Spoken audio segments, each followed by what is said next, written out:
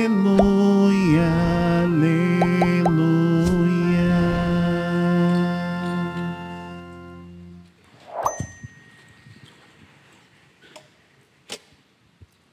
O Senhor esteja convosco.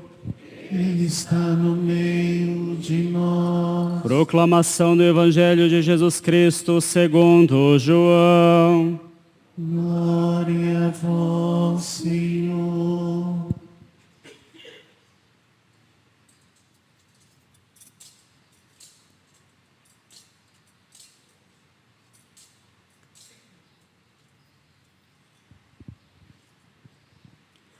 Naquele tempo disse Jesus a seus discípulos: Tenho ainda muitas coisas a dizer-vos, mas não sois capazes de as compreender agora. Quando, porém, vier o Espírito da verdade, ele vos conduzirá à plena verdade. Pois ele não falará por si mesmo, mas dirá tudo o que tiver ouvido, e até as coisas futuras vos anunciará. Ele me glorificará, porque receberá do que é meu, e vô-lo anunciará. Tudo o que o Pai possui é meu. Por isso eu vos disse que o que ele receberá e vos anunciará é meu. Palavra da salvação. Glória a vós, Senhor. Aleluia, aleluia, aleluia, aleluia. Caríssimos irmãos e irmãs, celebramos essa solenidade da Santíssima Trindade. Depois de encerrarmos o tempo pascal, com a solenidade de Pentecostes, a igreja então reserva essa festa como uma espécie de síntese.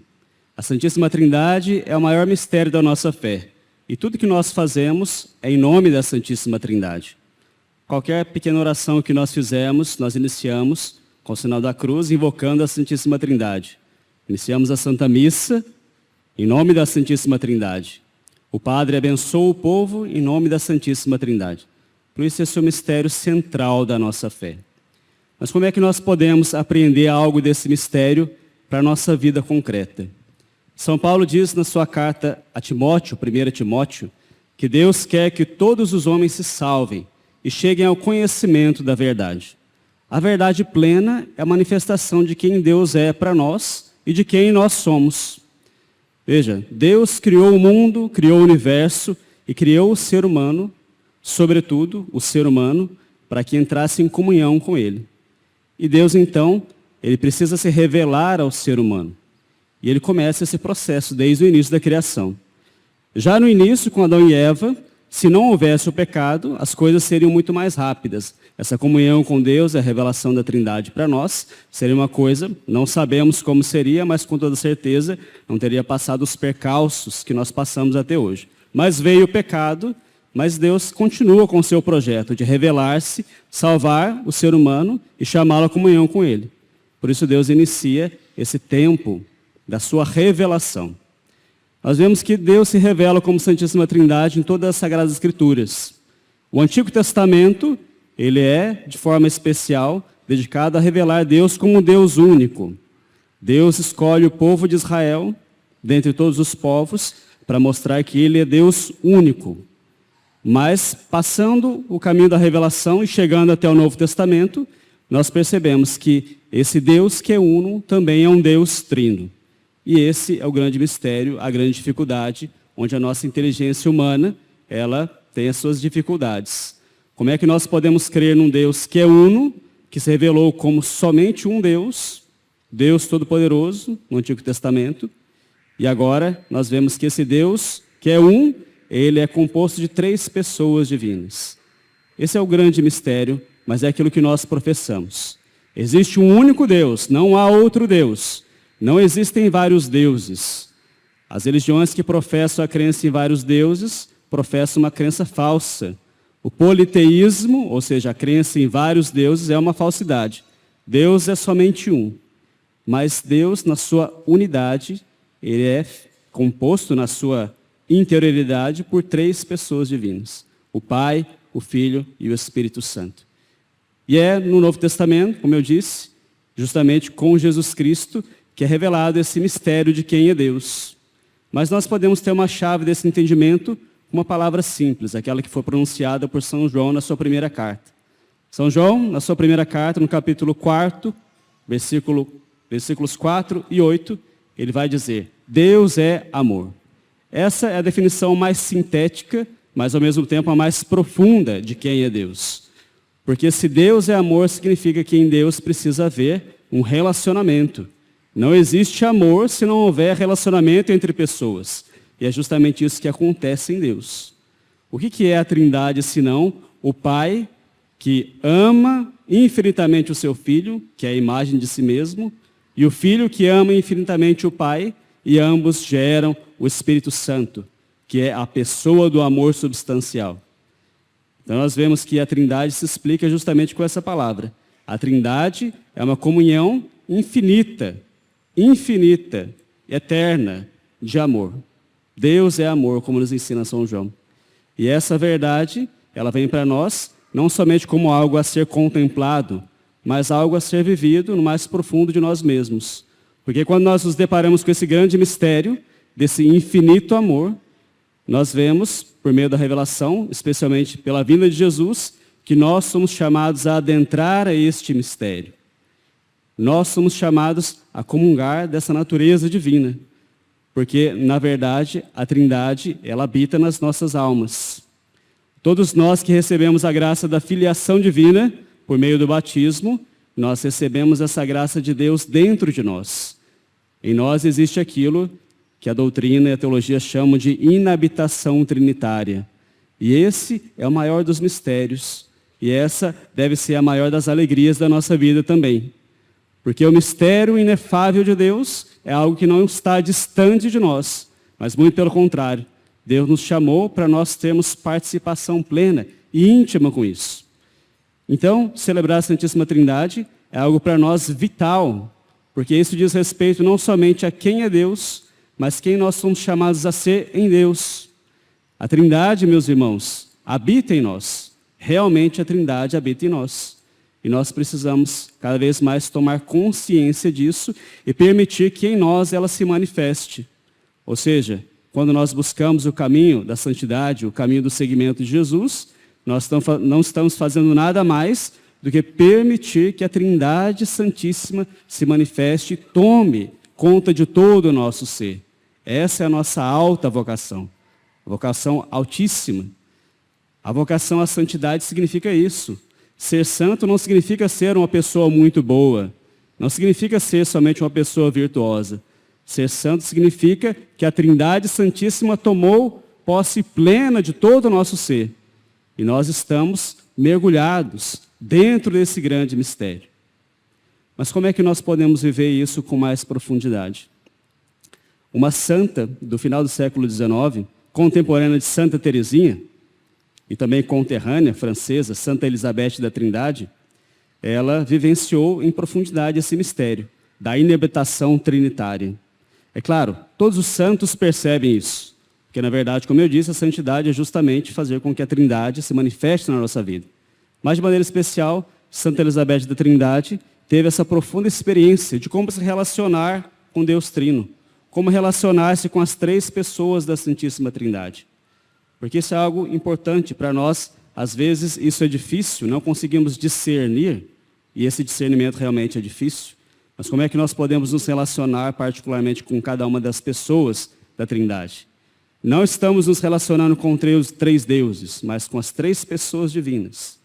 Então, vamos entender melhor quem são essas pessoas divinas, como é que mais ou menos nós podemos compreender quem é esse Deus Trino, para nós podermos melhor nos relacionarmos com Ele. Deus Pai, Ele é o Criador de todas as coisas, é o Deus onipotente, Deus Todo-Poderoso.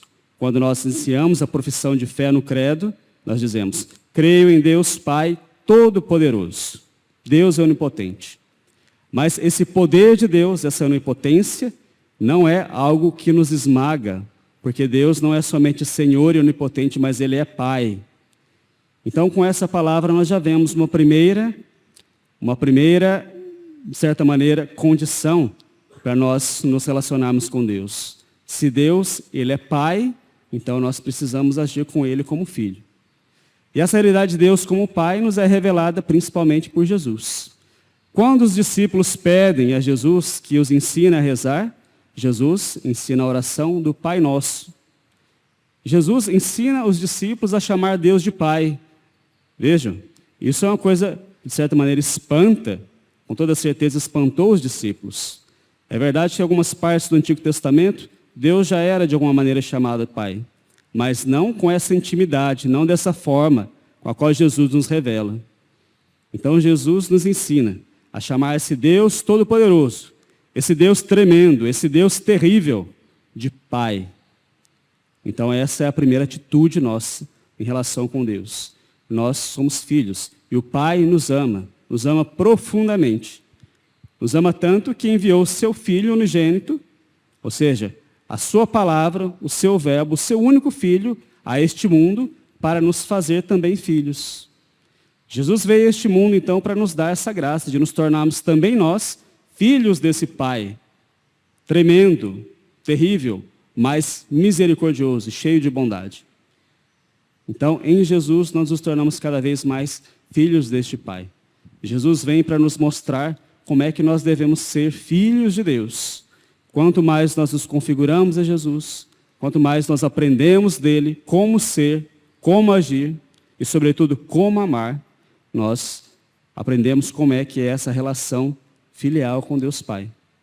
E o Espírito Santo é aquele que vem e molda tudo isso.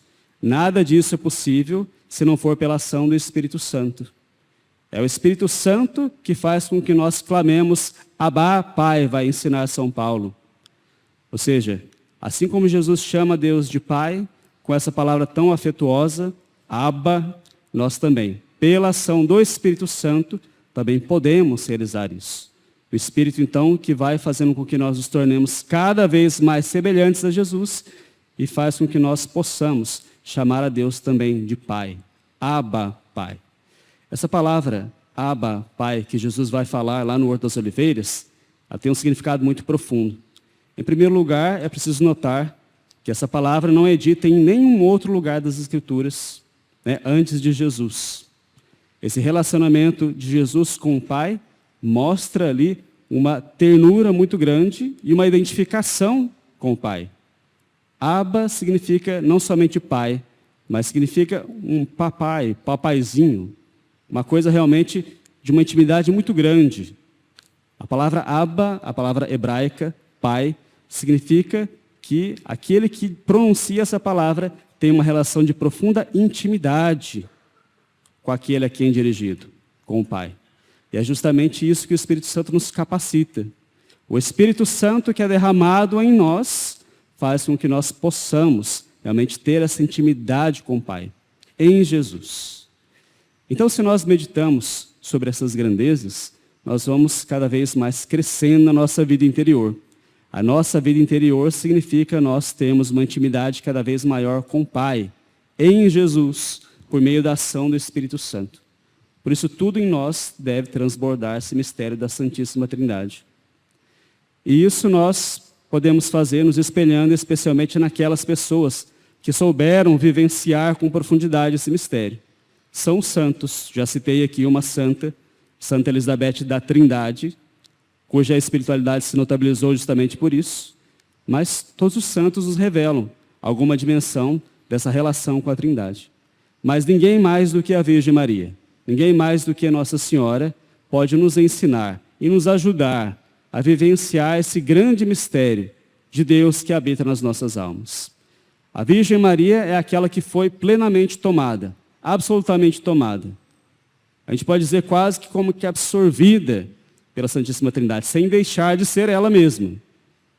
São Luís Maria Guignon de Montfort, um grande teólogo mariano, diz palavras muito belas, e ele vai dizer, aqui, sem medo de errar, que a Virgem Maria, ela é em primeiro lugar filha de Deus Pai.